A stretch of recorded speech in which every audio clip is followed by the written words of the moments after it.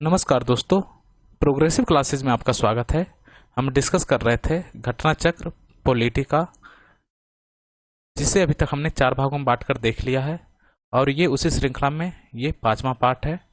जो भी लोग पहले 4 पार्ट्स को नहीं देख पाए हैं उनसे निवेदन है, इस वीडियो के डिस्क्रिप्शन में जाइए, उन चारों ही पार्ट्स के लिंक अवेलेबल मिलेंगे, वहाँ से आप इसे देख सकते हैं, या प्ले लिस्ट पॉलिटिका जो प्ले लिस्ट है वहाँ से भी आप इसे देख सकते हैं। तो आइए हम शुरुआत करते हैं। आज का जो पहला टॉपिक है वो है राज्य विधानमंडल। इसमें पहला क्वेश्चन है, मुख्यमंत्री से संबंधित कथन सही है। मुख्यमंत्री से संबंधित कथन सही है। पहला स्टेटमेंट है, वह राज्यपाल द्वारा औपचारिक रूप से नियुक्ति पाता है, तो यह स्टेटमेंट सही है। राज्यपाल उनकी नियुक्ति करते हैं। वह विधानसभा में बहुमत दल के सदस्यों द्वारा चुना जाता है, यह भी सही है। और उसका पद पर बने रहना बहुत से कारकों पर निर्भर करता है, यह भी सही है। देखिए, तो इसका हम थोड़ा सा डिटेल स्टडी कर लेते हैं, ये क्या कह रहा है क्वेश्चन। तो मुख्यमंत्री से संबंधित कथन के बारे में दिया हुआ है।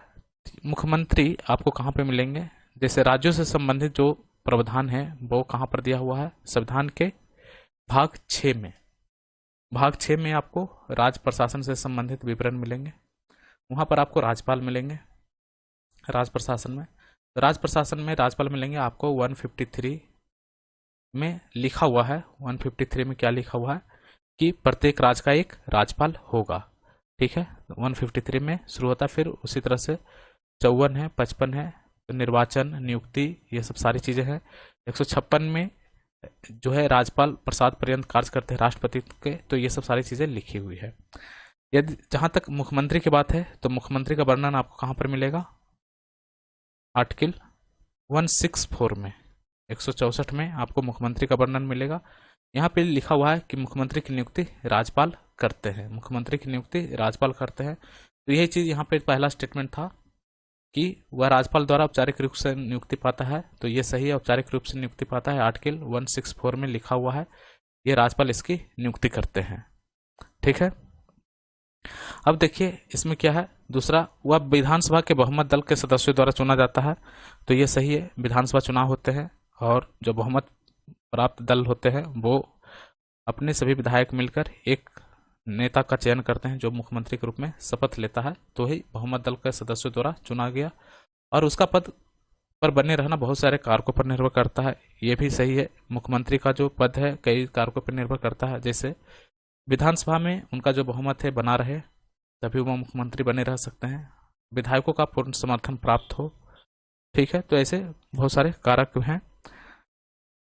धीरे धीरे अब चूंकि ये राज्य विधानमंडल के बारे में हम चर्चा कर रहे हैं, तो इसके बारे में और भी हमें उल्लेख देखने को मिलेगा। तो जिस तरह से क्वेश्चन हमें देखने को मिलेगा हम आगे डिस्कशन करते चलेंगे। ठीक है, आगे देखते हैं। क्वेश्चन जो है, भारतीय संविधान के अनुसार राज्यों की विधायिका में सम्मिलित है, तो राज्यों की विधायिका में क्या कौन कौन सम्मिलित है, तो राज्यपाल है, विधानसभा है और विधान परिषद जहां इसका अस्तित्व है। देखिए, जो राज्य विधानमंडल है उसमें सम्मिलित क्या होगा, या विधायिका आप कह सकते हो, उसमें कौन सम्मिलित है, राज्यपाल है, विधानसभा है और विधान परिषद है।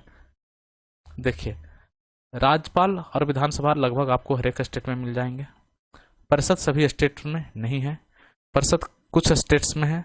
जैसे ये भी क्वेश्चन में पूछा जाता है कि कौन कौन से स्टेट में परिषद देखने को मिलेगा, विधान परिषद, तो आप इसका एक जोड़ा बनाकर देखिए। टोटल बिहार यूपी दोनों भाई, यहाँ पर आपको विधान परिषद मिल जाएगा।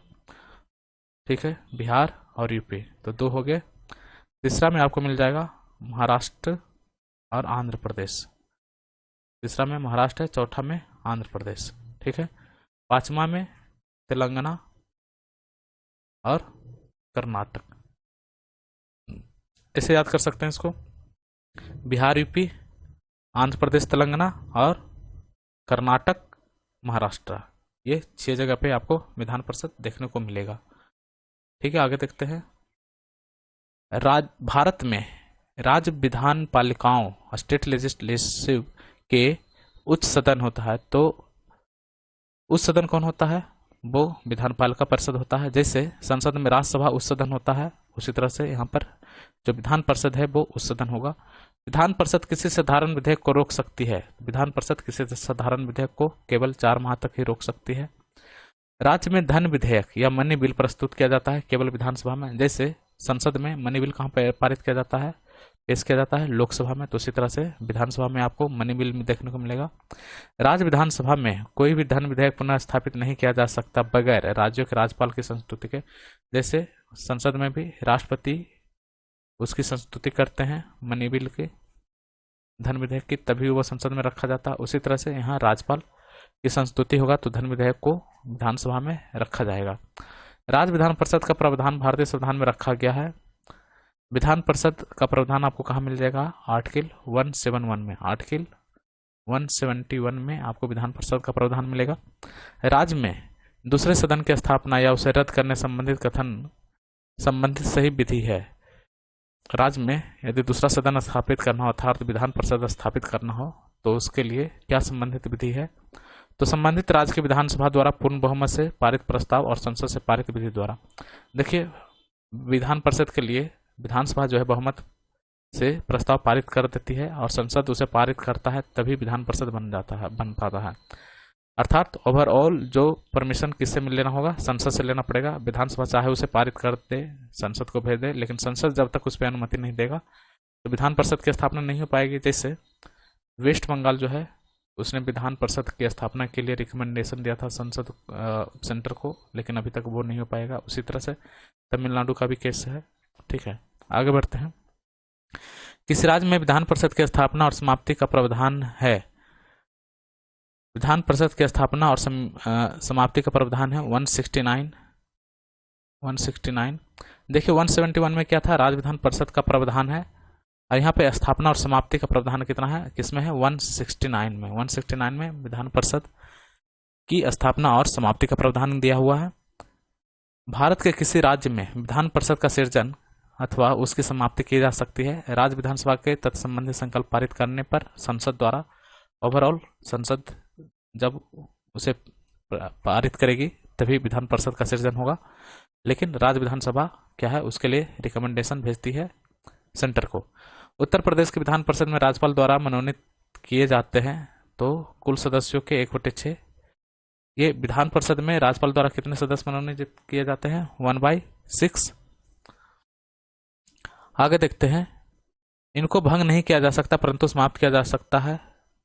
राज्य विधान परिषद इनको भंग नहीं किया जा सकता लेकिन समाप्त हो सकता है। ठीक है, जैसे तमिलनाडु का विधान परिषद को समाप्त कर दिया गया था। भंग नहीं किया जा सकता, लेकिन जब अस्तित्व में है तो उसे भंग नहीं किया जा सकता। ठीक है, जैसे अब राज्यसभा विधानसभा में विधान परिषद में क्या अंतर हुआ? तो राज्यसभा को न कभी भंग किया जा सकता है ना ही समाप्त किया जा सकता है, लेकिन विधान परिषद को भंग किया जा सकता है, भंग नहीं किया जा सकता और समाप्त किया जा सकता है। जब तक अस्तित्व में है तब तक भंग नहीं होगा, लेकिन जब जहां पे अस्तित्व समाप्त कर दिया गया तो समाप्त हो ही जाएगा। राज्यसभा और विधान परिषद में यही अंतर हुआ कि राज्यसभा ना तो भंग होती है ना ही समाप्त होती है, जबकि विधान परिषद भंग तो नहीं होती लेकिन समाप्त हो जाती है। ठीक है, आगे देखते हैं। यहां अब तक विधान परिषद नहीं है, तथापि संविधान सप्तम संशोधन अधिनियम 1956 इसके लिए उपबंध है। तो मध्य प्रदेश के बारे में यह स्टेटमेंट है कि यहाँ विधान परिषद नहीं है, लेकिन सप्तम संविधान संशोधन अधिनियम 1956 इसके लिए उपबंध है। वहां पर कहाँ? मध्य प्रदेश में। राज्य विधान परिषद के विषय में सही है। राज्य विधान परिषद के विषय में सही है तो यह एक अस्थायी सदन है। विधान परिषद एक अस्थायी सदन है, ये भंग नहीं होगा और 1/3 सदस्य सेवानिवृत्त हो जाते हैं प्रत्येक 2 साल में और इसके सदस्यों का कार्यकाल 6 वर्ष का होगा। ठीक है, भारतीय संविधान राज्य की विधानसभाओं के निर्वाचन का प्रावधान प्रस्तुत करता है। अनुच्छेद 170 में भारतीय संविधान में राज्य की विधानसभाओं के निर्वाचन का प्रावधान कहाँ पर है? अनुच्छेद 170 में राज्य की विधानसभाओं के निर्वाचन का प्रावधान क्या हुआ? अनुच्छेद 170 के उस प्रावधान का अपवाद है जिसमें कहा गया कि एक राज्य की विधानसभा के गठन में 60 से कम सदस्य नहीं होंगे। तो सिक्किम, देखिए ये कहा गया है कि जो विधानसभा के सदस्य हैं वो किसी भी राज्य में 60 से कम नहीं होंगे, लेकिन सिक्किम में है 60 से कम है विधानसभा। तो सिक्किम जो है ये ऑप्शन के हिसाब से दिया हुआ है, ऑप्शन में होगा सिक्किम। इसके अलावा भी और भी कई स्टेट हैं जहाँ पे 60 से कम सदस्य हैं, जैसे आपको गोवा गोवा में 60 से कम सदस्य हैं। मिजोरम, इसमें 60 से कम सदस्य हैं। ठीक है, देखिए अधिकतम 500 सदस्य हो सकता है किसी राज्य की विधानसभा में, और न्यूनतम 60 होने चाहिए। 60 से कम नहीं हो सकते। 60 से कम है गोवा, सिक्किम, मिजोरम, इसमें अपवाद है जहां पे 60 से कम सदस्य हैं। भारत के किसी राज्य की विधानसभा के अधिकतम सदस्य हो सकते हैं 500। राज्य विधानसभा के निर्वाचन का संचालन करता है राज्य का निर्वाचन आयोग। अब विधानसभा की सर्वाधिक विधानसभा जो संख्या है वो कहाँ मिलेगा आपको? उत्तर प्रदेश में। राज्य के विधानमंडल के किसी सदस्य, हाँ तो उत्तर प्रदेश में विधानसभा में सदस्यों की संख्या कितनी है थोड़ा कमेंट करके बताइएगा। वैसे मैं बता रहा हूँ ये 403 है विधानसभा सदस्यों की संख्या, और विधान परिषद जो है, विधान परिषद के कुल सदस्यों की संख्या वहां पर कितनी है? 100 यूपी में। ठीक है, राज्य के विधानमंडल के किसी सदस्य के निहत्था से संबंधित किसी प्रश्न का विनिश्चय करने हेतु अंतिम सत्ता कौन है? राज्यपाल है। राज्य के विधानमंडल के किसी सदस्य की निहत्ताओं से संबंधित जो प्रश्न होगा उसका विनिश्चय करने का अंतिम सत्ता कौन है? राज्यपाल है। विधानसभा के सदस्यों के लिए न्यूनतम आयु विहित की गई है 25 वर्ष। लोकसभा का भी 25 वर्ष है, राज्यसभा का 30 वर्ष है, विधान परिषद का भी 30 वर्ष है। यदि किसी राज्य की विधानसभा का अध्यक्ष स्पीकर पद त्यागना चाहे तो उसे अपना त्यागपत्र देना होगा। किसको? उपाध्यक्ष को। विधानसभा के विघटन के बाद भी उसका अध्यक्ष पद पर बना रहता है। विधानसभा के विघटन के बाद भी उसका अध्यक्ष या स्पीकर पद पर बना रहता है। विधानसभा के विघटन के बाद गठित विधानसभा की पहली बैठक के ठीक पूर्व तक ये कहा जा रहा है कि विधानसभा विघटन हो गया फिर भी उसका जो अध्यक्ष है स्पीकर पद पर बना रहता है तब तक, जब तक कि विधानसभा की जो नई विधानसभा गठित हो रही है उसकी पहली बैठक ना हो उस समय तक। बिना विधानसभा का सदस्य निर्वाचित हुए कोई मंत्री पद पर बना रह सकता है 6 महीना तक। उसके बाद उसे किसी जो सदन है उसका सदस्य बनना पड़ेगा। राज्य सरकार के मंत्रियों के वेतन और भत्ते का निर्धारण करता है राज्य की विधानसभा। राज्य की विधानसभा के सत्रावसान का आदेश दिया जाता है राज्यपाल द्वारा। सत्राहूत करना हो या सत्रावसान करना है वो आदेश कौन देगा? राज्यपाल देगा। सही कथन है, कोई व्यक्ति किसी राज्य की विधानसभा के किसी स्थान को भरने के लिए चुने जाने के लिए अर्हता नहीं होगा यदि उसकी आयु 25 वर्ष से कम है। हमने चर्चा किया था। भारत में एकमात्र राज्य है जहां कॉमन सिविल कोड है, वो है गोवा। हालांकि और भी स्टेट है जो कॉमन सिविल कोड लाने की बात कर रहे हैं, उसमें एक नाम है उत्तराखंड का। 1956 में पुनर्गठित इतने राज्यों में द्विसदनीय विधायिका थी। जब 1956 में पुनर्गठित हुआ था तो उस समय द्विसदनीय विधायिका टोटल 5 स्टेट में थी। किसी राज्य के मुख्यमंत्री से संबंधित कथन सही है तो मुख्यमंत्री राज्यपाल द्वारा नियुक्त किए जाते हैं, सही है। सामान्यतः मुख्यमंत्री मंत्रिपरिषद की बैठक की अध्यक्षता करते हैं, ये भी सही है। मंत्रियों की नियुक्ति राज्यपाल मुख्यमंत्री की सलाह पर करते हैं, ये भी स्टेटमेंट सही है। ठीक है, तो ये जो नियुक्ति है ये राज्यपाल के कार्यपालिका शक्ति में शामिल होगा। ठीक है, वो राज्यपाल द्वारा नियुक्त किए जाते हैं। मंत्रिपरिषद के जो मंत्री होते हैं या फिर मुख्यमंत्री, ये राज्यपाल द्वारा नियुक्त किया जाता है और ये से कहा जाता है राज्यपाल की कार्यपालिका शक्ति। मुख्यमंत्री के संवैधानिक प्रावधान कर्तव्य हैं। मुख्यमंत्री के संवैधानिक कर्तव्य हैं तो मुख्यमंत्री राज्य के कार्यों के प्रशासन संबंधी विनिश्चय राज्यपाल को सूचित करता है। ये मुख्यमंत्री का कर्तव्य है कि जो राज्य की प्रशासन संबंधी जो भी विनिश्चय उसे राज्यपाल को सूचित करे, और मुख्यमंत्री विधान विषयक प्रावधानों के बारे में राज्यपाल को संशोधित करते हैं। और मुख्यमंत्री किसी विषय को जिस पर किसी मंत्री ने विनिश्चय कर लिया है किंतु मंत्रिपरिषद ने विचार नहीं किया है, राज्यपाल द्वारा अपेक्षा किए जाने पर परिषद के समक्ष रखवाता है। ठीक है, तो ये मुख्यमंत्री के कार्य के बारे में वर्णन है। मुख्यमंत्री के दायित्वों को परिभाषित करता है 167। हमने चर्चा किया था 167 के बारे में। मुख्यमंत्री के दायित्वों की बात करता है ये। जम्मू कश्मीर के मुख्यमंत्री की कार्य अवधि होती है ये अब तो वहाँ पे वो ये जनशासित प्रदेश हो गया है, तो अब ये क्वेश्चन एब्सोल्यूट है। भारत के सर्वप्रथम महिला मुख्यमंत्री हुई थी उत्तर प्रदेश में, उनका नाम था सुचेता कृपलानी। जम्मू कश्मीर के राज्य के कार्यकारी अध्यक्ष का पद नाम सन 1965 में सदर या रियासत से राज्यपाल में बदल दिया गया था। ये संविधान का 6ठा संशोधन के द्वारा हुआ था ऐसा। राज्य विधानसभा निर्वाचन में भाग लेती है। राज्य विधानसभा भारत के राष्ट्रपति के निर्वाचन में भाग लेगी, राज्यसभा के सदस्यों के निर्वाचन में भाग लेती है और राज्य विधान परिषद के सदस्यों के निर्वाचन में भाग लेती है। ठीक है। भारत के राष्ट्रपति के निर्वाचन में भाग लेते हैं। जितने भी विधानसभा के निर्वाचित सदस्य हैं वो राज्यसभा के सदस्यों में भी भाग लेते हैं और राज्य विधान परिषद के सदस्यों के निर्वाचन में। राज्य की आकस्मिक निधि की स्थापना के लिए उत्तरदायी है, तो किसी राज्य का विधानमंडल आकस्मिक निधि की स्थापना के लिए उत्तरदायी है। और सही कथन है, किसी राज्य में मुख्य सचिव को उस राज्य के राज्यपाल द्वारा नियुक्त किया जाता है। यह स्टेटमेंट सही है। आगे क्वेश्चन देखेंगे। उच्च न्यायालय। उच्च न्यायालय के न्यायाधीशों को वेतन और भत्ते दिए जाते हैं संचित निधि से। उच्च न्यायालय के न्यायमूर्ति की सेवानिवृत्ति की आयु कितनी है? 62। तो उच्च न्यायालय की सेवानिवृत्ति जो न्यायमूर्ति है उसकी सेवानिवृत्ति की आयु कितनी है? 62। देखिए प्रस्ताव किया गया है 65 के लिए, लेकिन ये अभी तक प्रस्तावित ही है। ठीक है। देखिए उच्च न्यायालय के बारे में थोड़ा हम चर्चा कर लेते हैं। इसका वर्णन आपको कहाँ पर मिलेगा? 214 में। जैसे सर्वोच्च न्यायालय का वर्णन कहाँ मिलता है? 124 में। यहाँ मिलेगा 214 में। इस तरह से इसको याद कर सकते हैं। उच्च न्यायालय का वर्णन मिलेगा 214 में। ठीक है। और अभी भारत में टोटल 25 उच्च न्यायालय है, जिसमें 3 उच्च न्यायालय का अधिकार क्षेत्र एक राज्य से अधिक में है।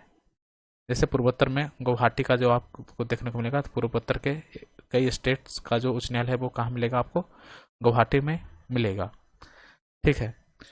केंद्र शासित प्रदेश जैसे दिल्ली है तो और जम्मू कश्मीर, इसका अपना उच्च न्यायालय है। ठीक है। और जो प्रत्येक उच्च न्यायालय का जो गठन होता है किससे होता है? एक मुख्य न्यायाधीश रहेगा और अन्य न्यायाधीश रहेगा, और इनकी नियुक्ति राष्ट्रपति द्वारा होता है। ये हो गया टोटल उच्च न्यायालय के न्यायाधीशों के बारे में। देखिए उनका जो उच्च न्यायालय का सदस्य कौन हो सकता है? उच्च न्यायालय के न्यायाधीश कौन हो सकता है? तो भारत का नागरिक होना चाहिए और कम से कम 10 वर्ष तक न्यायिक पद धारण कर चुका हो, या किसी उच्च न्यायालय में एक से अधिक उच्च न्यायालयों में लगातार 10 वर्ष तक अधिवक्ता रहा हो। देखिए 2 चीज हमने बता दिया, भारत का नागरिक हो या किसी उच्च न्यायालय में 10 वर्ष तक अधिवक्ता का कार्य कर चुका हो। ठीक है।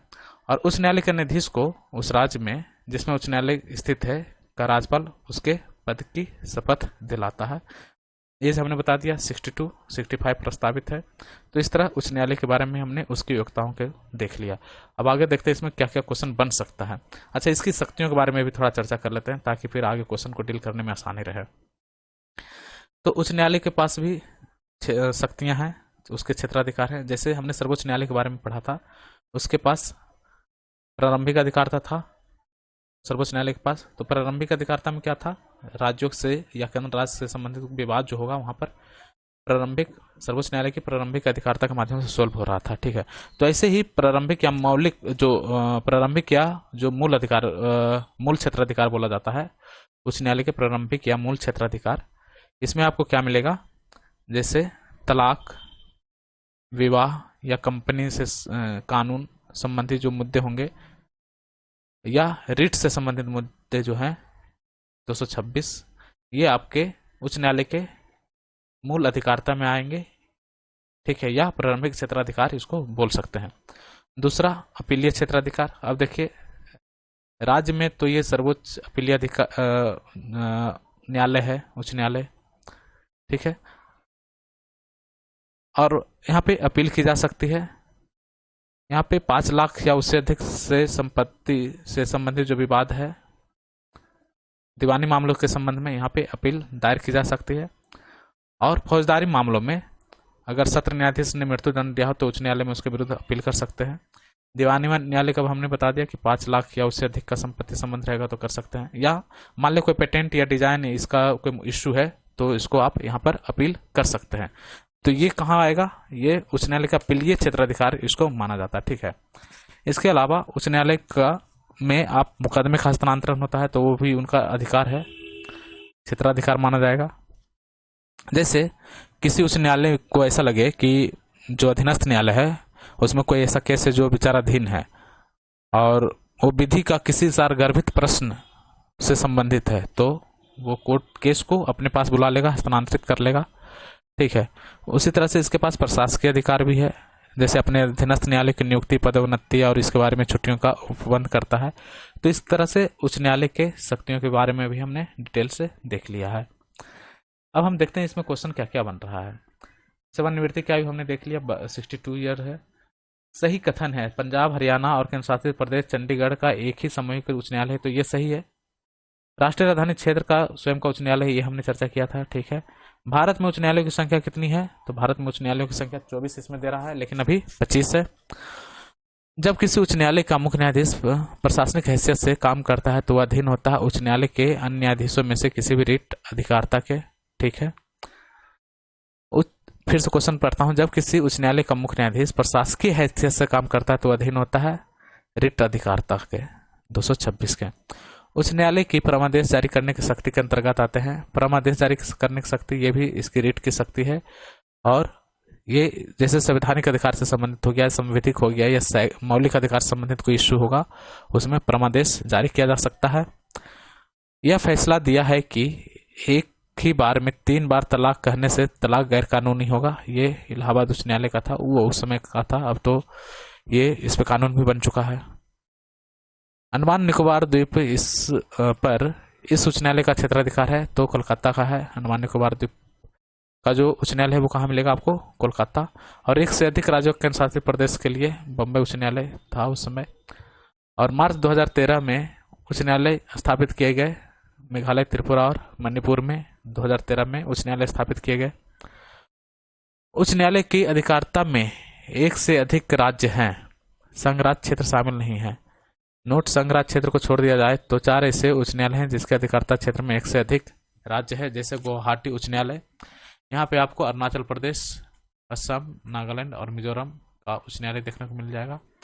बम्बई उच्च न्यायालय में महाराष्ट्र और गोवा का है। पंजाब एवं हरियाणा, पंजाब हरियाणा का, और तेलंगाना और आंध्र प्रदेश का उच्च न्यायालय आपको ये एक साथ मिल जाएगा। उच्च न्यायालय में से एक से अधिक बेंच है, तो कलकत्ता उच्च न्यायालय की मूल पीठ और एक बेंच पोर्ट ब्लेयर में है। मध्य प्रदेश उच्च न्यायालय की मूल पीठ जबलपुर में है और 2 अन्य बेंच ग्वालियर और इंदौर में है, ठीक है। मुंबई उच्च न्यायालय का मूल पीठ कहाँ है? बम्बई में है। 3 अन्य बेंच आपको मिल जाएगा नागपुर, पणजी और औरंगाबाद में। उसी तरह से गुवाहाटी उच्च न्यायालय का एक मूल पीठ गुवाहाटी में है, इसके अलावा 3 अन्य बेंच कोहिमा, आइजल और ईटानगर में मिलेगा।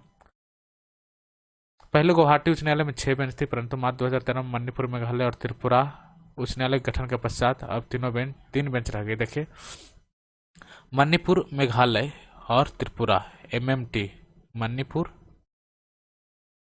मेघालय, त्रिपुरा, यहाँ पर पहले उच्च न्यायालय नहीं था, ये गुवाहाटी उच्च न्यायालय के तहत गवर्न हो रहा था, लेकिन अब यहाँ पे 2013 में यहाँ उच्च न्यायालय बन गया। अब वहाँ पर 3 बेंच रह गया, कहाँ? गुवाहाटी का, ठीक है। वर्तमान परिप्रेक्ष्य में इस प्रश्न में बम्बई और गुवाहाटी उच्च न्यायालय की 3 बेंच हैं। जो क्वेश्चन पूछा गया था कि कहाँ पर 3 बेंच है, तो बम्बई और गुवाहाटी होगा उच्च न्यायालय, वहाँ पे 3 बेंच देखने को मिल जाएंगे। उच्च न्यायालय और उच्चतम न्यायालय दोनों के अधिकारिता में आते हैं मूल अधिकारों का संरक्षण, ये हमने चर्चा किया था। मूल अधिकारों का संरक्षण आर्टिकल 32 और 226, रिट जारी करने की शक्ति होती है यहाँ पर। और उच्च न्यायालय का संरक्षक कहा जाएगा उच्चतम न्यायालय और उच्च न्यायालय को, ठीक है। एक ऐसी याचिका जो न्यायपालिका द्वारा जारी की जाती है, एक ऐसी याचिका जो न्यायपालिका द्वारा जारी की जाती है तथा जिसमें कार्यपालिका से वो कहा जाता है कि वो ऐसा कार्य करे जो उसे प्रदत्त शक्तियों के अंतर्गत करना चाहिए, उस रिट को कहा जाता है मैंडेमस या परमादेश, ठीक है। जब सर्वोच्च न्यायालय किसी व्यक्ति अथवा संस्था को दायित्व का निर्वहन हेतु लेख जारी करता है तो उसे कहा जाता है परमादेश, ठीक है। राज्य उच्च न्यायालय का मुख्य क्षेत्राधिकार नहीं है, तो परामर्शी क्षेत्राधिकार राज्य उच्च न्यायालय का मुख्य क्षेत्राधिकार नहीं है। जैसे 143 के तहत सर्वोच्च न्यायालय, राष्ट्रपति जो है सर्वोच्च न्यायालय से सलाह ले सकते थे, लेकिन यहाँ पर परामर्शी संबंधी क्षेत्राधिकार उच्च न्यायालय के पास नहीं है। रिट न्यायालय में कार्यवाही लंबित होने की दशा में लागू की जाती है। प्रतिषेध जो रिट है न्यायालय में कार्यवाही लंबित होने की दशा में लागू की जाती है। एक उच्च अधिकार प्राप्त न्यायालय द्वारा उत्प्रेषण रिट जारी की जाती है एक अधीनस्थ न्यायालय को कि वह रिव्यू हुए तो एक मामले विशेष की कार्यवाही में अभिलेख उसे हस्तांतरित कर दे, तो ये उत्प्रेषण, ये सारी चीजें जब हम मौलिक अधिकार पढ़ा रहे थे और आर्टिकल 32 पार्ट 3 में हमने बताया था, तो इसमें इसका काफ़ी डिटेल से स्टडी किया था रिट के बारे में, और रिट के बारे में पूरी डिटेल से बताया था कि कौन क्या होता है बंदी प्रत्यक्षीकरण क्या होता है, परमादेश क्या होता है, उत्प्रेषण क्या होता है, तो वहां पर जाकर आप डिटेल से देख सकते हैं। ठीक है। एक याचिका अधीनस्थ न्यायालय को कार्य पद्धति का परीक्षण देता है उत्प्रेषण का। न्यायालय के आदेशों की जानबूझ कथन और कारण दिया हुआ है, तो न्यायालय के आदेशों की जानबूझकर अवज्ञा करना या उसका पालन ना करना तथा न्यायिक व्यवहार के बारे में अनादर सूचक भाषा का प्रयोग करना न्यायालय की अवमानना की कोटि में आता, तो ये सही है। कारण क्या है, न्यायिक सक्रियतावाद न्यायपालिका के अवमाननापूर्ण व्यवहार को दंडित करने में दंडात्मक अधिकार दिए बिना कार्यान्वित नहीं किया जा सकता। देखिए ये स्टेटमेंट तो सही है लेकिन व्याख्या सही नहीं है। अगला क्वेश्चन देखते हैं। कथन और कारण जनहित याचिका जन सहयोगी नागरिकों को न्यायालय तक जाने की स्वीकृति देता है, ये सही है। जन सहयोगी व्यक्ति उस व्यक्ति के लिए न्याय मांग सके जो किसी कारण से न्यायालय तक पहुंच पाने में असमर्थ है, तो ये सही है। पीआईएल के बारे में कहा जा रहा है, पीएन भगवती और वी कृष्ण अय्यर को इनका जनक माना जाता है पीआईएल का। अगला देखते हैं। कथन और कारण दिया हुआ, भारत में न्यायिक पुनरीक्षण क्षेत्र सीमित है, ठीक है। भारत में न्यायिक पुनरीक्षण क्षेत्र सीमित है, सही है। भारतीय संविधान उधार वस्तुओं से भरा थैला है, ये भी सही है, लेकिन दोनों एक दूसरे से कोई लिंक नहीं है, तो सही व्याख्या नहीं है। आगे देखते हैं। कथन और कारण, भारतीय नागरिकों के अधिकारों को संरक्षित करने में उच्च न्यायालय सर्वोच्च न्यायालय की अपेक्षा बढ़िया स्थिति में है। भारतीय नागरिकों के अधिकारों को संरक्षित करने में उच्च न्यायालय सर्वोच्च न्यायालय की अपेक्षा बढ़िया स्थिति में कह सकते हैं, क्योंकि उच्च न्यायालय ग्राउंड लेवल पर नागरिकों के अधिकारों का संरक्षण कर रही होती है। कारण, सर्वोच्च न्यायालय केवल मौलिक अधिकारों के संरक्षण के लिए ही परमादेश जारी कर सकता है। देखिए क्या दिया हुआ है, सर्वोच्च न्यायालय केवल मौलिक अधिकारों के संरक्षण के लिए परमादेश जारी कर सकता है। देखिए जो सर्वोच्च न्यायालय है परमादेश जारी करना होगा तो मौलिक अधिकारों से संबंधित विवाद जो रहेंगे उसी में परमादेश जारी कर सकता है, लेकिन उच्च न्यायालय के रिट के मामले में जो क्षेत्राधिकार है वो इससे बड़े हैं, ठीक है। और इसी कारण ये कहा जाएगा कि चूंकि क्षेत्राधिकार उच्च न्यायालय के रिट को लेकर के अधिक है, इसी कारण मौलिक अधिकारों के संरक्षण के रूप में जो उच्च न्यायालय है वो सर्वोच्च न्यायालय की अपेक्षा बढ़िया स्थिति में है। एक यहाँ पर क्वेश्चन मैं डील करना चाहूंगा जो एग्जाम में पूछा जाता है और कंफ्यूजन क्रिएट कर सकता है। आपसे पूछा जाए, क्या उच्च न्यायालय राज्य में अपील हेतु क्या सर्वोच्च न्यायालय है वो, या उच्च न्यायालय जो है राज्यों में अपील के लिए, तो जो उच्च न्यायालय है वो राज्य में अपील का सर्वोच्च न्यायालय नहीं है। इवन कि राज्य सूची के विषय पर भी उच्च न्यायालय के निर्णय के विरुद्ध उच्चतम न्यायालय में अपील दायर की जा सकती है, ठीक है। तो राज्यों का सर्वोच्च न्यायालय के रूप में उच्च न्यायालय को आप नहीं मान सकते, ठीक है। तो यह स्टेटमेंट क्या हो जाएगा, गलत माना जाएगा। आगे देखते हैं। बाबरी मस्जिद राम जन्मभूमि का विवाद जो इलाहाबाद उच्च न्यायालय लखनऊ न्यायपीठ के समक्ष है का वह प्रकार क्या है, टाइटल सूट का। देखिए राम जन्मभूमि का जो मुद्दा क्या है, टाइटल सूट का मुद्दा है। एक्चुअली वो लड़ाई टाइटल का था, हालांकि अब उस पर डिसीजन आ चुका है ऑलरेडी, ठीक है। आगे बढ़ते हैं। सही कथन है, भारत में उच्च न्यायालय के न्यायाधीश को हटाने के लिए रीति उच्चतम न्यायालय के न्यायाधीश को हटाने की रीति के समान होगी, तो ये सही है। रीत क्या है, जैसे भारत के उच्च न्यायालय के न्यायाधीश को हटाने की जो रीति थी महाभियोग जैसी, तो वैसा ही स्थिति से उच्च न्यायालय के उस उच्च न्यायालय के न्यायाधीशों को भी हटाया जाएगा, ठीक है। एक उच्च न्यायालय का न्यायाधीश अपना त्याग पर संबोधित करता है किसको, राष्ट्रपति को। 2011 में राज्यसभा ने महाभियोग का प्रस्ताव पास किया, किंतु अपने बचाव के लिए उसने लोकसभा द्वारा जारी प्रस्ताव के पास होने के पूर्व त्यागपत्र दे दिया। ये सौमित्र सेन का इशू था, आपको याद होगा, जब 2011 में इनके ऊपर महाभियोग लाया गया था, लेकिन लोकसभा पारित करती महाभियोग को, उससे पहले इन्होंने इस्तीफा दे दिया था। भारत में चलित न्यायालय मोबाइल कोर्ट का मानस पुत्र माना जाता है एपीजे अब्दुल कलाम को। प्रिवेंटिव डिटेंशन के अंतर्गत एक व्यक्ति को बिना मुकदमा चलाए 3 माह तक आप रख सकते हैं, ठीक है।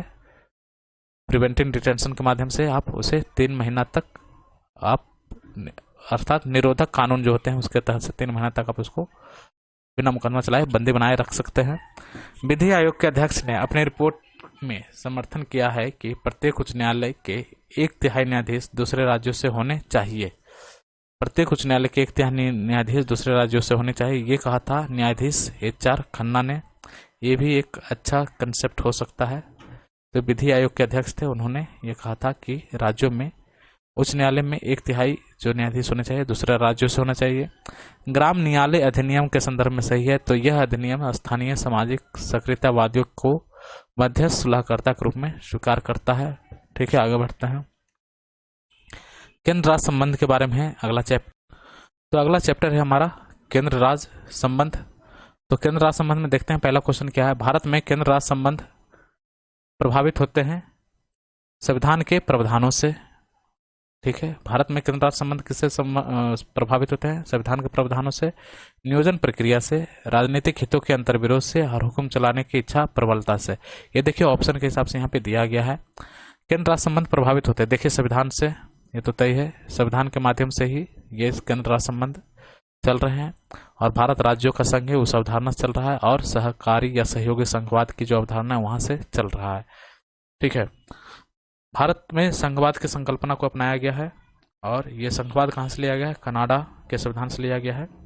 और केंद्र और राज्य के बीच जो है शक्तियों का स्पष्ट विभाजन भी देखने को मिलता है, चाहे विधायी शक्तियां हो, प्रशासनिक शक्ति या वित्तीय शक्ति हो सकता है, और न्यायपालिका को बिल्कुल इससे अलग रखा गया है। ठीक है, आपको सूची मिलेगा केंद्र राज्य, जब आप केंद्र राज्य संबंध की चर्चा कर रहे हैं तो आप वहां पे सूचियों का भी वर्णन करेंगे। और अनुसूची 7 में सूचियों को बताया गया है। संघ सूची में कुछ कार्य सौंपे गए हैं संघ को, राज्य सूची में कुछ सौंपे गए, कुछ समवर्ती सूची में रखी गई और कुछ जो है वो अवशिष्ट सूचियां हैं जिसपे संघ अपना नियम बनाता है। ठीक है, इसके अलावा कुछ कार्यपाल का संबंध निर्धारित होते हैं 245 से 263 के बीच में, इन केंद्र और राज्यों के बीच में।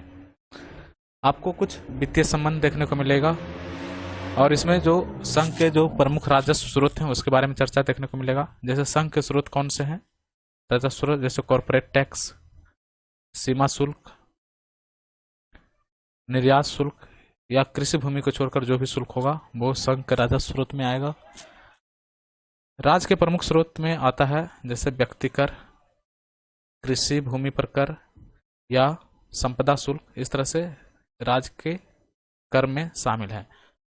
और कुछ ऐसे भी टैक्स होते हैं जहां पे जिसे सेंटर कलेक्ट करती है राज्यों को देती है, और कई ऐसे टैक्स है जिसे राज्यों कलेक्ट करती है और सेंटर को देती है, और कई जो है दोनों आपस में डिस्ट्रीब्यूट करते हैं कलेक्शन और डिस्ट्रीब्यूशन को। तो इस तरह से ये वित्तीय संबंध देखने को मिलेगा। तो हमने विधायी संबंध भी है इनके बीच में, केंद्र राज्य संबंध के बीच में विधायी संबंध देखने को मिलेंगे, जहां पे अब जैसे राज्यपाल जो होते हैं आर्टिकल 200 के तहत कुछ विधियों को राष्ट्रपति के लिए आरक्षित रख देते हैं।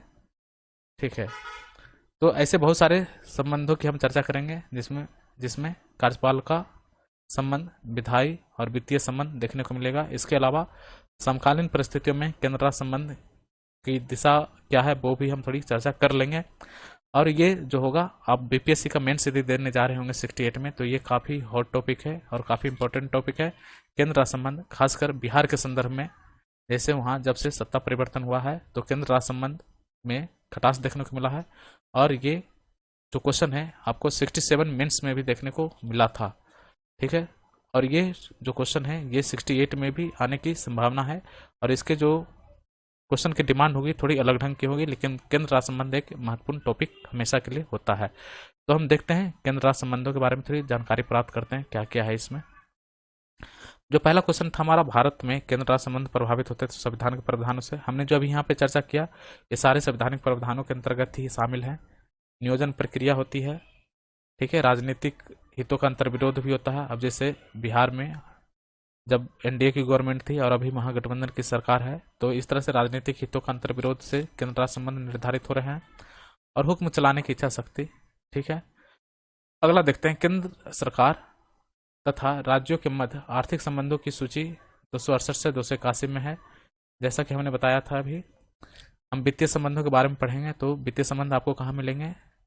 एक्चुअली ये 264 से ही शुरू हो जाता है, लेकिन यहाँ पे जो ऑप्शन होगा उस हिसाब से है 268 से 281 के बीच में आपको वित्तीय संबंध देखने को मिलेगा। भारत में केंद्र राज्य संबंध निर्भर करते हैं संवैधानिक प्रावधानों पर, परंपराओं और व्यवहारों पर, न्यायिक व्याख्याओं पर और बातचीत के लिए यंत्र विन्यास पर। ये सही है। आगे बढ़ते हैं। एक संघीय राज्य व्यवस्था में सम्मिलित होता है संघ और राज्यों के बीच संबंध। संघीय राज्य व्यवस्था में क्या सम्मिलित होगा? संघ और राज्यों के बीच संबंध, राज्यों के मध्य संबंध और समन्वय के लिए तंत्र तथा विवादों को सुलझाने होते तंत्र। अब जैसे अंतर्राज्यीय जल विवाद हेतु प्राधिकरण का गठन हुआ तो क्या करता है? विवादों को सुलझाने हेतु तंत्र को विकसित कर रहा है। ठीक है, इसी तरह से आपको कई प्राधिकरण देखने को मिल जाएंगे। राज्यों के मध्य संबंध स्थापित हो और सही हो, उनके कुछ विवाद हो तो उसको उच्चतम न्यायालय अपने मूलाधिकारता से सोल्व भी करता है। ठीक है, तो ऐसे सारे प्रावधान संघीय राज्य व्यवस्था में सम्मिलित है। केंद्र तथा राज्यों के मध्य शक्तियों के वितरण के लिए भारत का संविधान 3 सूचियों को प्रस्तुत करता है। शक्तियों के वितरण को विनियमित करता है आर्टिकल 245 से 245 तथा 246। हमने चर्चा किया था कार्यपालिका शक्तियों का वितरण आपको मिलेगा 245 से। ठीक है, भारतीय संविधान का अनुच्छेद 249 संबंधित है किससे? राष्ट्र सूची के विषय में। आर्टिकल 249 क्या बोलता है राष्ट्र सूची के विषय में? संसद की विधायी शक्तियां, संसद राष्ट्र सूची के विषय में भी कानून बना सकती है। ठीक है, अनुच्छेद 249 के खंड 1 के अंतर्गत पारित प्रस्ताव प्रवृत्त नहीं होगा 1 वर्ष से अधिक समय के लिए। यदि राष्ट्र सूची के विषय में कोई कानून संसद द्वारा पारित होता है, बनाया जाता है, तो 1 वर्ष से अधिक समय के लिए वो नहीं रहेगा। खंड 1 ऐसा बोलता है अनुच्छेद जो है 249 खंड 1। ठीक है, आगे बढ़ते हैं। वे विषय जिन पर केंद्र और राज्य सरकार दोनों कानून बना सकती है, समवर्ती सूची में दोनों ही कानून बनाती है। केंद्र राज्य संबंध उल्लिखित है 7वें अनुसूची में। विधायी शक्तियों का केंद्र तथा राज्यों के मध्य वितरण संविधान की अनुसूची 7 में है। केंद्र राज्य विधायी संबंध दिया गया है भाग 11 में। केंद्र राज्य का जो विधायी संबंध आपको कहाँ मिलेगा? भाग 11 में। तो केंद्र राज्य जो संबंध है वो हम पढ़ रहे थे, जिसमें था कि भाग 11 जो है उसमें विधायी संबंध देखने को मिलेगा आर्टिकल 245 से 255 के बीच में। आर्टिकल 245 में कहा गया है कि संविधान के उपबंधों के अधीन संसद भारत के संपूर्ण राज्य क्षेत्र अथवा उसके किसी विभागों के लिए विधि बना सकती है। अर्थात संसद जो है अपना किसी भी राज्य क्षेत्रों के लिए विधि बना सकती है। और इसी हिसाब से आप देखे होंगे जो सूचियां होती है, सूचियों में जो बंटवारा था, ये सब सारे आपको यहाँ पर देखने को मिल जाएंगे। ठीक है, अब जैसे 250 में आपको मिल जाएगा कि आपातकाल की उद्घोषणा प्रवर्तन में हो तो राष्ट्र सूची के संबंध में विधि बनाने की शक्ति संसद को हो जाता है, ऐसा 250 में लिखा हुआ। आपातकाल की स्थिति में विधि बनाने की शक्ति किसको हो जाता है? संसद को हो जाता है। तो ये सारे आपको विधायी संबंध जो है उसमें आपको देखने को मिलेगा। ठीक है, ये हो गया आर्टिकल 255 से 245 से 255 तक, जहां पे विधायी संबंध देखने को मिलता है। अब जैसे 249 है तो 249 में राज्यसभा के विषय में क्या है? उस पर कानून बना सकती है। उसी तरह से जैसे 252 है तो 252 में क्या है? 2 या 2 से अधिक राज्य जो है विधानमंडल यदि संकल्प पारित कर दे तो और संसद से अनुरोध करे तो राष्ट्र सूची के विषय में कानून बनाया जा सकता है। तो इस तरह से आपको 245 से 255 के बीच में विधायी संबंध देखने को मिल जाएगा। ठीक है, आगे देखते हैं इसमें क्या है। केंद्र तथा राज्यों के मध्य शक्तियों के वितरण के लिए भारत का संविधान 3 सूचियों को प्रस्तुत करता है और शक्तियों के वितरण को विनियमित करता है। वो 245 246 हमने देख लिया था। भारतीय संविधान के अनुच्छेद 249 संबंधित है विधायी शक्तियों से राष्ट्र सूची के संबंध में। 249 खंड 1 वर्ष से अधिक के लिए ये देख लिया था हमने। वे विषय जिन पर केंद्र और राज्य सरकारें दोनों कानून बना सकते हैं, समवर्ती सूची। केंद्र राज्य संबंध उल्लिखित है 7वें सूची में और विधायी शक्तियों का केंद्र तथा राज्यों के मध्य वितरण संविधान की 7वें सूची में है। विधायी संबंध भाग 11 में है। भारतीय संविधान की अवशिष्ट शक्तियां सन्निहित है संसद में। भारतीय संविधान ने अवशिष्ट अधिकारों को संघीय सरकार को दिया है, ये भी हमने चर्चा कर लिया था। केंद्र राज्य संबंधों को विशेष रूप से म्युनिसिपल संबंध कहा गया है। वित्तीय मामलों में राज्य पर केंद्र के नियंत्रण के प्रसंग में संघ का यह कर्तव्य होगा कि वह बाह्य आक्रमण तथा आंतरिक गड़बड़ी से प्रत्येक राज्य की रक्षा करे। ये ऐसा आर्टिकल 355 में लिखा हुआ है कि संघ का कर्तव्य है कि प्रत्येक राज्य को बाह्य आक्रमण और आंतरिक गड़बड़ी से उसकी रक्षा करे। भारत में राज्यों के बीच सहयोग और समन्वय प्राप्त करने के लिए संविधानेतर तथा विधायेतर संस्थाएं हैं, जैसे राष्ट्रीय विकास परिषद NDC, राज्यपाल सम्मेलन, मुख्यमंत्री सम्मेलन या नीति आयोग। ये सारी संस्थाओं की चर्चा हम कर सकते हैं जो राज्यों के बीच सहयोग और समन्वय के लिए कार्य करती है, संविधानेतर संस्था है। जैसे नीति आयोग भी क्या है, संविधानेतर संस्था है। NDC भी संविधान से बाहर का संस्था है। ठीक है, तो ये इसकी चर्चा हम यहाँ पे कर सकते हैं। झारखंड क्षेत्र स्वायत्त परिषद का गठन हुआ था 8 अगस्त 1995 को। झारखंड क्षेत्र स्वायत्त परिषद का गठन कब हुआ था? 8 अगस्त 1995 को। भारतीय संविधान अंतर्राज्यीय परिषद के संबंध में प्रावधान करता है अनुच्छेद 263। अंतर्राज्यीय परिषद का गठन होगा अनुच्छेद 263 से। अंतर्राज्यीय परिषद का निर्माण होता है संवैधानिक प्रावधानों के द्वारा, आर्टिकल 263 सही सुमेलित है। अंतर्राज्यीय पानी के झगड़ों में केंद्रीय संसद के अधीन निर्णय की शक्ति भारतीय संविधान का अनुच्छेद 262। देखिए अंतर्राज्यीय जल विवाद आपको कहाँ मिलेगा? आर्टिकल 262 भारतीय संविधान का अनुच्छेद 262। अंतर्राज्यीय जल विवाद अधिनियम 1956, राष्ट्रीय जल नीति 1987। ये के सब क्या है? अंतर्राज्यीय जो झगड़े होते हैं उसको भारतीय संविधान का अनुच्छेद 262 के तहत इस तरह से सुलझाया जाता है। क्षेत्रीय परिषद का सृजन हुआ संसदीय कानून के द्वारा। क्षेत्रीय परिषद जैसे पूर्वोत्तर परिषद होता है, पूर्वी परिषद होता है, उत्तरी, नॉर्थ, साउथ, तो इस तरह से क्षेत्रीय परिषद का जो गठन हुआ है वो संसदीय कानून से हुआ है। कथन और कारण दिया हुआ आगे। केंद्र राज्य संबंधों पर पुनर्विचार की मांग बढ़ती रही है, ये सही है। राज्यों के पास विकास कार्यों के लिए पर्याप्त साधन नहीं है, ये भी सही है। इसी कारण बोल रहा है कि जो वित्तीय शक्तियां जो है राज्यों के पास बहुत कम है और उन्हें सेंटर की ओर मुंह ताके रखना पड़ता है। ये कहा जा रहा है कि इस पे थोड़ा पुनर्विचार किया जाना चाहिए। विधि के प्राधिकार के बिना ना तो कोई कर लगाया जा सकता है और ना ही एकत्रित किया जा सकता है। ये अनुच्छेद 265 में है कि विधि के प्राधिकार के बिना कोई भी टैक्स इम्पोज नहीं किया जा सकता है, आर्टिकल 265। और आपको केंद्र राज्य संबंध के वित्तीय जो संबंध है उसमें यह देखने को मिलेगा। सरकारी आयोग गठित हुआ था समीक्षा करने के लिए किसका? केंद्र और राज्यों के संबंधों का सरकारी आयोग गठित किया गया। सरकारी आयोग की सिफारिश का संबंध है केंद्र और राज्यों के बीच पारस्परिक संबंध को लेकर के। कथन और कारण दिया हुआ है। उससे पहले हम थोड़ा सरकारी आयोग के बारे में थोड़ा चर्चा कर लेते हैं, क्योंकि यहाँ से क्वेश्चन पूछे जाते हैं। जो सरकारी आयोग है ये केंद्र राज्य संबंधों जो केंद्र राज्य संबंधों के बारे में ये समिति गठित की गई थी। और ये गठित कब किया गया था? सरकारिया कमेटी 1983 ईस्वी में। ठीक है, 1983 ईस्वी में ये गठित किया गया था और 1987 में इन्होंने अपना फाइनल रिपोर्ट दिया था। कब? 1987 ईस्वी में। ये क्वेश्चन एक बार बीपीएससी में पूछा गया था कि सरकारी आयोग ने अपनी सिफारिशें कब प्रस्तुत की थी, तो 1987 ईस्वी में। ठीक है, इसके अलावा आपको एक और जो केंद्र राज्य संबंध में आयोग देखने को मिल जाएगा वो है पुंछी आयोग। पुंछी आयोग, पुंछी आयोग का गठन हुआ था 2007 में। ठीक है, 2007 में गठित हुआ था। तो आप इसको जब भी केंद्र राज्य संबंध लिखते हैं तो कम से कम इन दोनों आयोग की चर्चा जरूर करें। सरकारिया कमीशन की सिफारिश के अनुसार कथन दिया हुआ है। सरकारिया कमीशन की सिफारिश के अनुसार अनुच्छेद 356 का प्रयोग कम से कम होना चाहिए, सही है।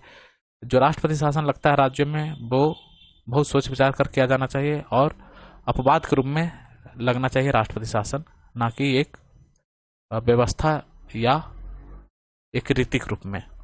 ठीक है, कारण जिन राजनीतिक दलों ने केंद्र में सरकार बनाई उन्होंने अनुच्छेद 356 का दुरुपयोग किया। इसी कारण सरकारी आयोग ने बोला कि 356 का दुरुपयोग नहीं होना चाहिए। अगला है क्वेश्चन, अस्थाई अंतर्राज्यीय परिषद जो अंतर सरकारी परिषद के नाम से जाना जाता है, कि स्थापना का समर्थन किया था सरकारी आयोग ने। सरकारी आयोग ने बोला था कि अंतर सरकारी परिषद का गठन किया जाए। भारत में संघ राज्य संबंध से संबंधित है सरकारी आयोग, राजमन्नार समिति भी है और पुंछी आयोग है। ठीक है, सरकारी आयोग, राजमन्नार और पुंछी कमेटी।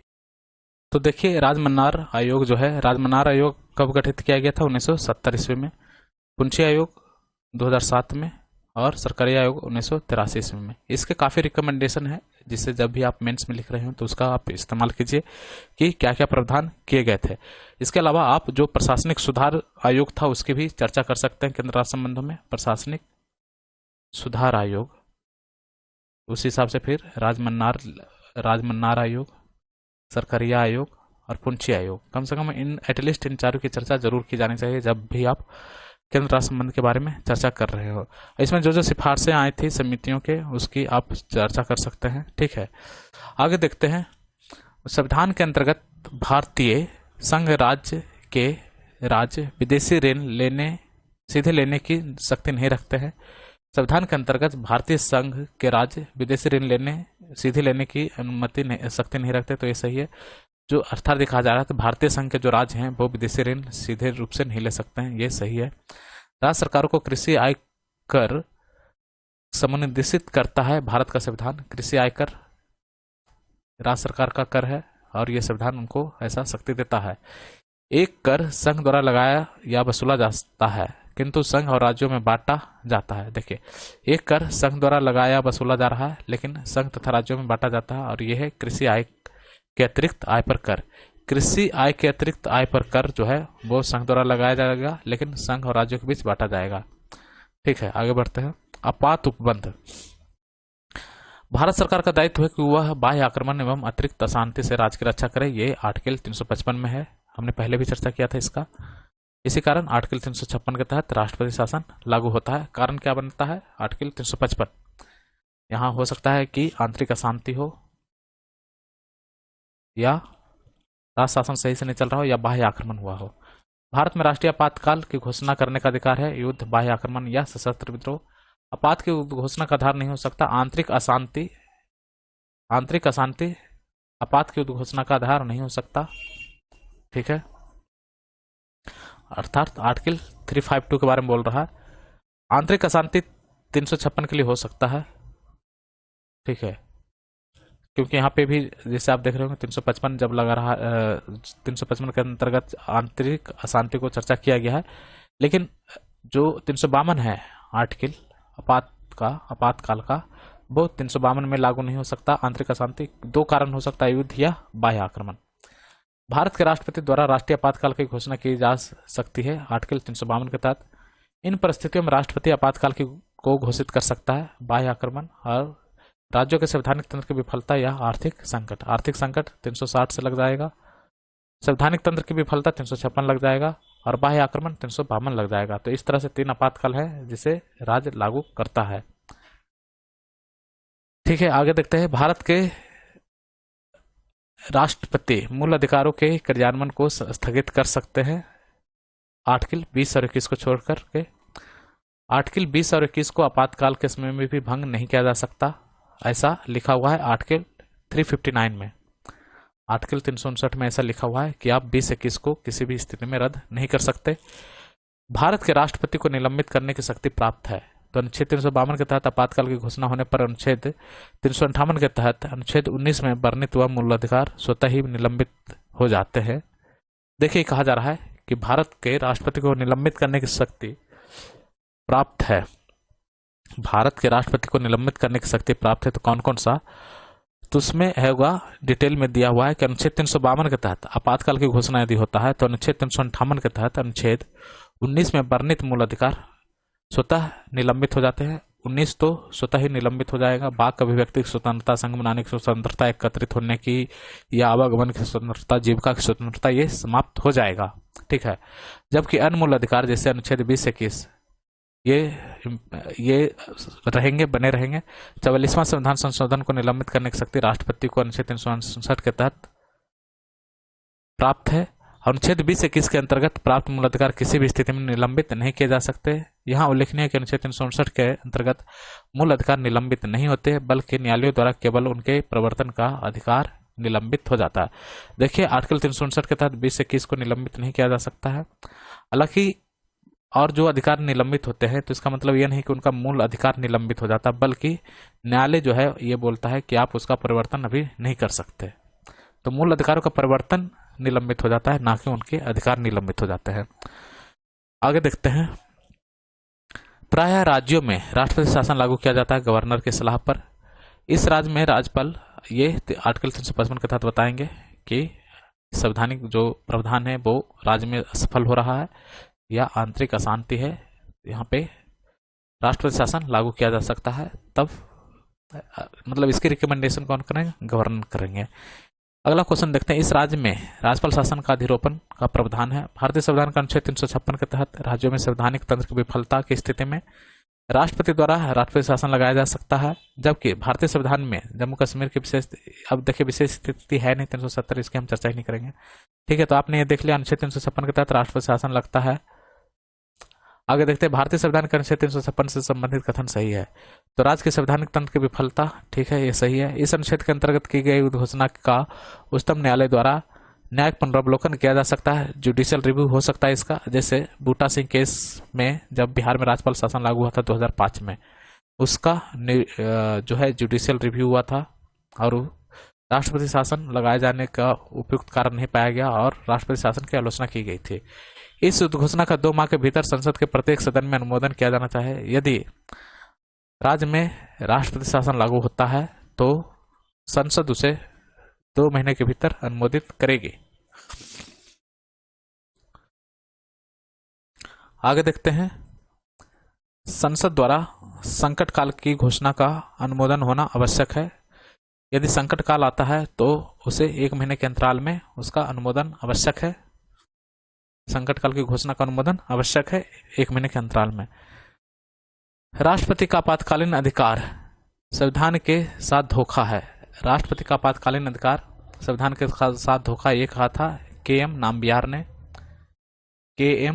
नाम्बियार ने ऐसा कहा था कि जो आपातकालीन उपबंध किया गया है, एक तरह से सेंटर को जो फेडरल स्ट्रक्चर है वो उसे तोड़ने का एक मौका दे देता है और कई बार अनावश्यक रूप से राष्ट्रपति शासन राज्यों में देखने को मिला और पूरे कंट्री में आपको आपातकाल भी देखने को मिला।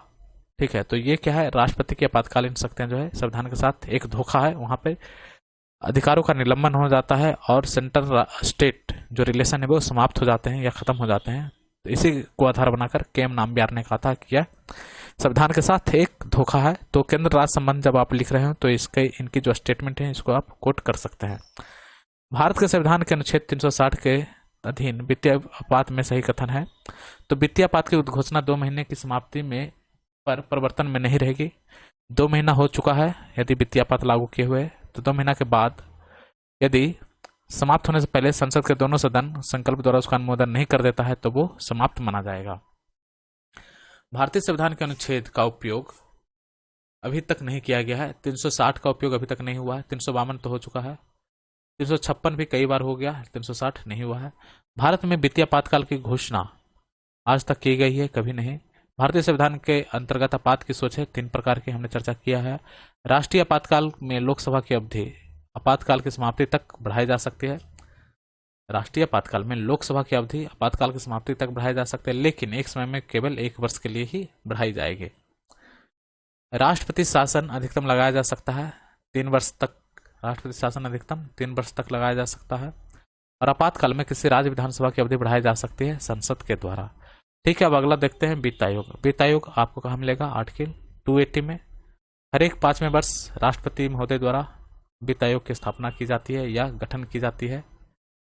क्वेश्चन देखते हैं, समान रूप से भारत में प्रति 5 वर्ष पर वित्त आयोग की नियुक्ति की जाती है।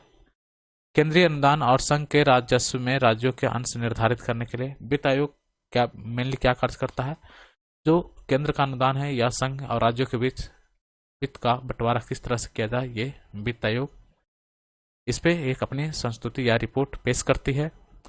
संघ एवं राज्यों के बीच वित्तीय विवरण होता है वित्त आयोग की सिफारिशों के आधार पर। भारत में शेयर बाजार तथा फ्यूचर बाजार में हुई लेन देन पर कर संघ द्वारा लगाए जाते हैं। शेयर बाजार या फ्यूचर्स बाजार पे आपको जो टैक्स लगता है वो सेंटर लगाता है और राज्य द्वारा एकत्रित किए जाते हैं। भारत में शेयर बाजार तथा फ्यूचर्स बाजार में जो लेन देन पर जो टैक्स लगता है वो संघ द्वारा लगाया जाता है और राज्य द्वारा एकत्रित किया जाता है। वित्त आयोग का मुख्य कार्य है केंद्रीय करों में राज्यों के भाग तथा केंद्र द्वारा राज्यों को दी जाने वाली वित्तीय सहायता के सिद्धांत निर्धारित करने हेतु वित्त आयोग राष्ट्रपति को संस्तुति भेजने में मुख्य रूप से संबंधित है, राज्यों को दिए जाने वाले अनुदान के सिद्धांत से और राज्यों एवं केंद्र के बीच के कर के बंटवारे लेकर के। ठीक है, भारत में वित्त आयोग का कार्य है आयकर डिवीजन, उत्पादन शुल्क का विभाजन और सहितार्थ अनुदान निर्धारित करना। हम वित्त आयोग की चर्चा कर रहे हैं, तो अभी कौन सा वित्त आयोग चल रहा है, 15वां वित्त आयोग, और इसके अध्यक्ष कौन है, एन के सिंह। इनके सिंह इसके वित्त आयोग के अध्यक्ष है, 15वें वित्त आयोग के अध्यक्ष। और इनका कार्यकाल जो माना जाएगा है 2021 से 2022 से लेकर 2025-26 तक। ठीक है, 2025-26 तक इनका कार्यकाल है। आगे देखते हैं, कथन और कारण दिया हुआ है। राज्य वित्त आयोग एक संवैधानिक निकाय है, बिल्कुल जिस तरह से राष्ट्रपति आर्टिकल 280 के तहत यहाँ पे वित्त आयोग का गठन करते हैं, उसी तरह से राज्य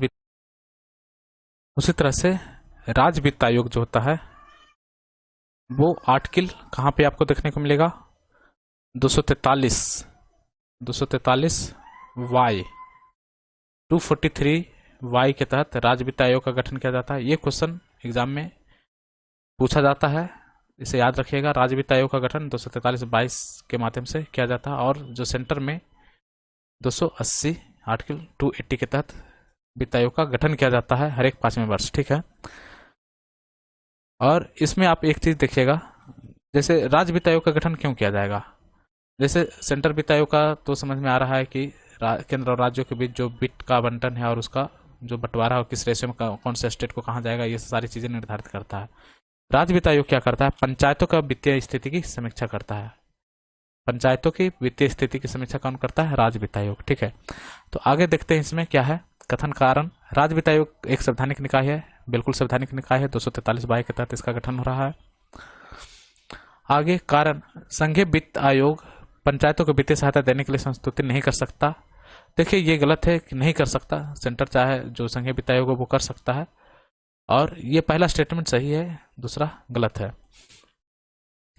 आगे देखते हैं, संघ एवं राज्यों के बीच करों का विभाजन संबंधी प्रावधान है, राष्ट्रीय आपात के समय निलंबित किया जा सकता है। ठीक है, करों का जो डिवीजन है आपातकाल के समय निलंबित किया जा सकता है। 12वें वित्त आयोग के अध्यक्ष थे सी रंगराजन, 13वां का विजय किलकर, 14वां का वाई बी रेड्डी और 15वां का एन के सिंह।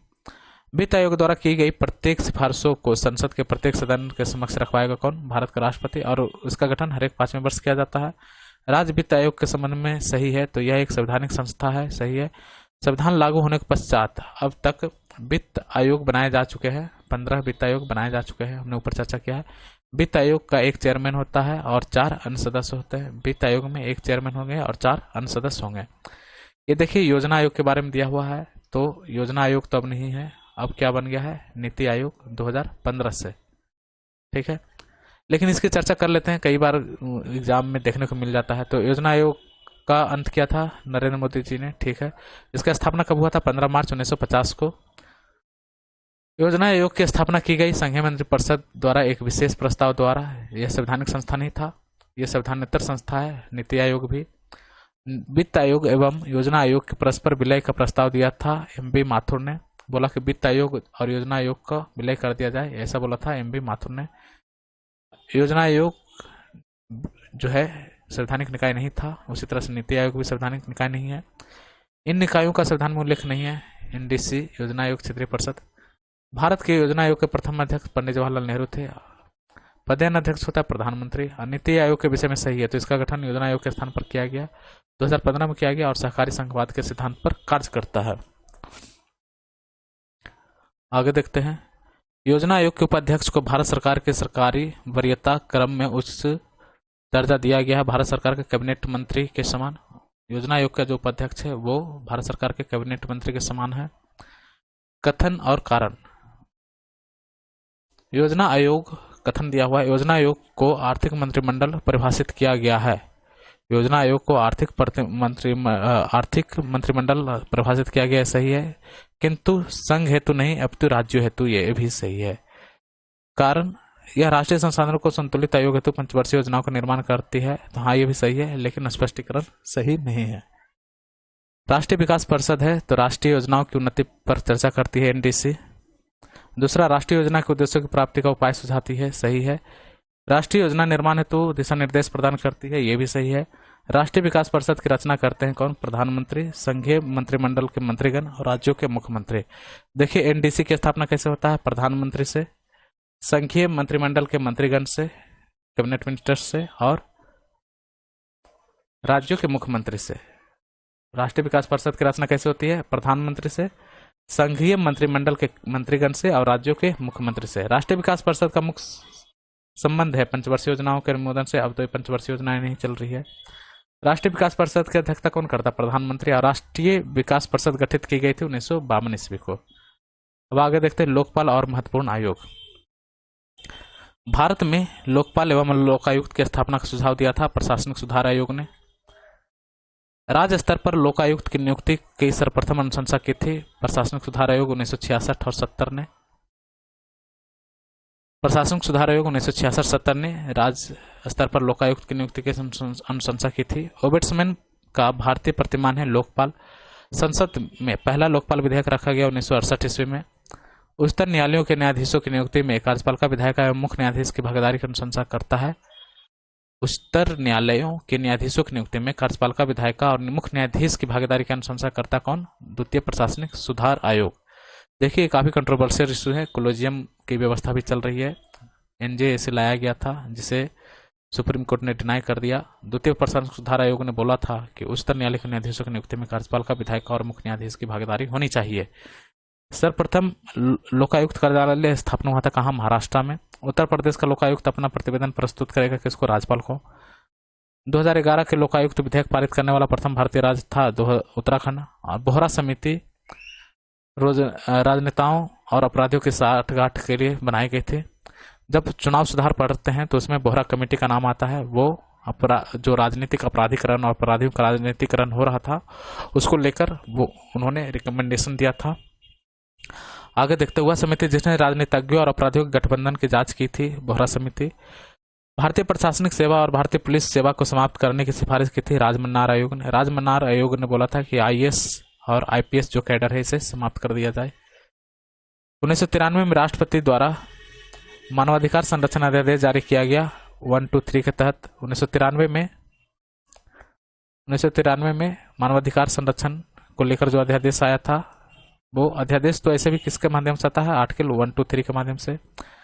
मानवाधिकार संरक्षण अधिनियम 1993 का उद्देश्य था मानव अधिकारों के बेहतर संरक्षण, मानव अधिकारों के सुरक्षा आयोग का गठन और राज्य में मानव अधिकार सुरक्षा आयोग का गठन करना।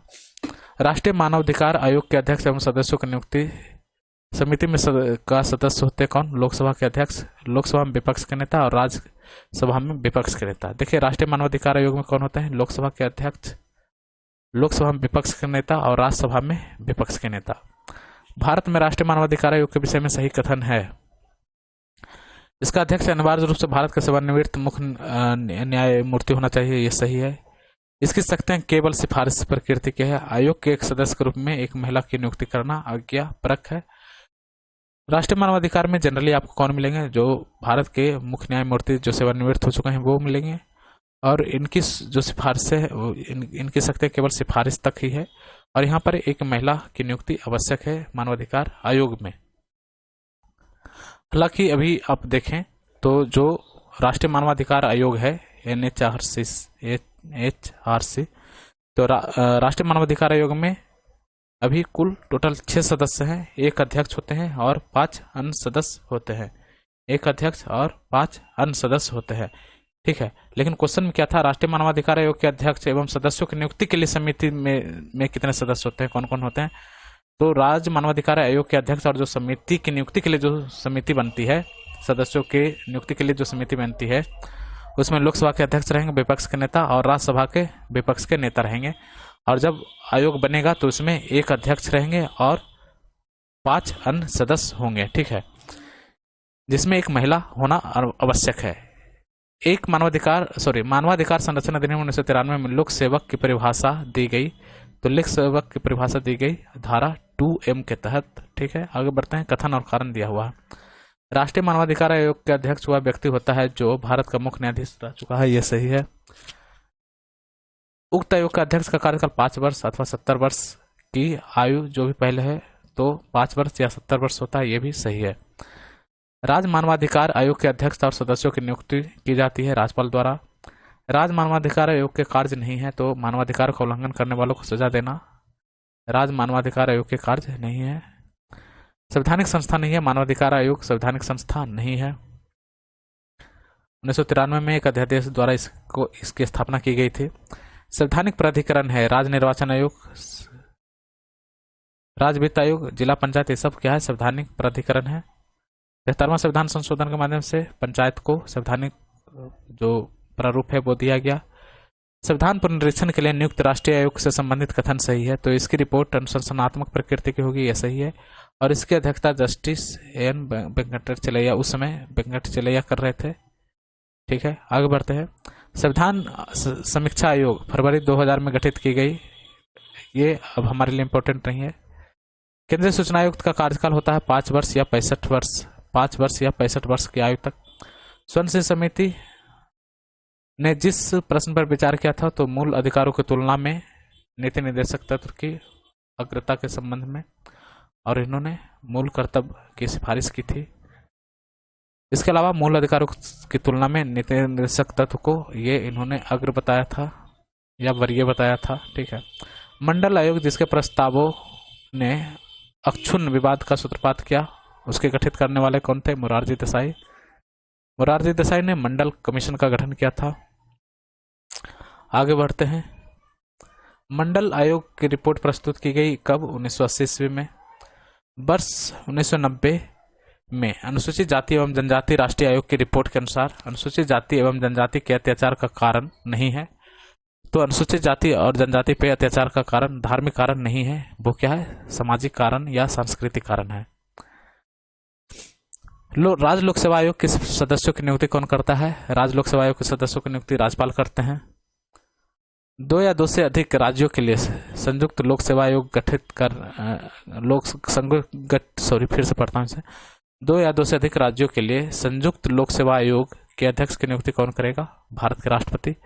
राज्य लोक सेवा आयोग से परामर्श नहीं लिया जाता है सिविल सेवाओं के स्थानांतरण पर। राज्य लोक सेवा आयोग से परामर्श नहीं लिया जाता है सिविल सेवाओं के स्थानांतरण पर। ठीक है। सिविल सेवा, जो राज्य सिविल सेवा, मान लो कोई बीपीएससी से सिलेक्ट होता है, तो सिलेक्ट तो करेगा कौन? आयोग, लेकिन उसका स्थानांतरण, सिविल सेवकों का स्थानांतरण आयोग नहीं करेगा। किसी राज्य लोक सेवा आयोग के कार्यों को संघ लोक सेवा आयोग को सौंपा जा सकता है राष्ट्रपति के अनुमोदन से। लोक सेवा आयोग के सदस्यों को हटाया जा सकता है आर्टिकल 317 के माध्यम से। लोक सेवा आयोग के सदस्यों को हटाया जा सकता है। भारत के संघ लोक सेवा आयोग के लिए सही है, तो इसका राज्य लोक सेवा आयोग से कोई लेना देना नहीं है। संघ लोक सेवा आयोग, राज्य सेवा आयोग दोनों अलग अलग है। संघ लोक सेवा क्या है? एक संवैधानिक संगठन है। संघ लोक सेवा आयोग अपना वार्षिक प्रतिवेदन किसको सौंपेगा? राष्ट्रपति को। इंडियन पब्लिक सर्विस कमीशन की प्रथम महिला अध्यक्ष का नाम क्या था? रोज मैथ्यू। उत्तर प्रदेश लोक सेवा आयोग के व्यय भारित होते भारत के संचित निधि पर। भारत में पहली बार लोक सेवा आयोग की स्थापना जिस अधिनियम से हुई थी वो हुआ था गवर्नमेंट ऑफ इंडिया एक्ट 1919। हाँ, एक और चीज, यूपीएससी जैसे एक संवैधानिक संस्था है, और इसका उल्लेख कहाँ मिलेगा आपको? आर्टिकल 315 में। ठीक है, आर्टिकल 315 में यूपीएससी का चर्चा मिलेगा आपको। अब आगे बढ़ते हैं। अस्थायी विशेष प्रावधान। भारतीय संविधान में विभिन्न राज्यों से संबंधित विशिष्ट प्रावधानों का उल्लेख है आर्टिकल 371 में। हमने चर्चा किया था। 371 में आपको महाराष्ट्र और गुजरात के बारे में विशेष प्रावधान मिलेगा। 371A में नागालैंड का मिलेगा, उसी तरह से बी में असम का। तो इस तरह से हमने काफी डिटेल तक बताया था, आई तक बताया था। जो पार्ट 2 था उसमें इसकी डिटेल से चर्चा की हुई, आप उसे देख सकते हैं। आगे बढ़ते हैं। भारत में एक ही संविधान प्रत्येक राज्य और केंद्र के लिए है, केवल एक राज्य। इसका अपवाद है, अपवाद अब नहीं है, ये हटाइए इसको। 371 ख में असम का वर्णन है। 371 में महाराष्ट्र गुजरात का है। ठीक है। भारतीय संविधान का अनुच्छेद 370 अस्थायी संक्रमणकालीन उपबंध था, हट गया ये। आगे बढ़ते हैं। भारतीय संविधान का अनुच्छेद 370 कोई मतलब नहीं इस क्वेश्चन का, 370 को हटा देते हैं। अब आगे बढ़ते हैं। चुनाव आयोग के बारे में दिया हुआ है। चुनाव आयोग, तो मुख्य चुनाव आयुक्त के संबंध में सही कथन है। तो मुख्य चुनाव आयुक्त तो वही वेतन पाने का अधिकारी होगा जितना उच्चतम न्यायालय के न्यायाधीश को दिया जाता है। मुख्य चुनाव आयुक्त को उच्चतम न्यायालय के किसी भी न्यायाधीश को हटाने के तरीके और कारणों के अतिरिक्त किसी अन्य तरीके कारणों से उसे नहीं हटाया जा सकता। तो ये चुनाव आयोग के बारे में है। तो इससे की हम जो है डिटेल चर्चा करेंगे अगले वीडियो में। ये काफी लंबा वीडियो हो गया ऑलरेडी। ठीक है, तब तक आप रिवाइज करते रहिएगा। धन्यवाद। जय हिंद।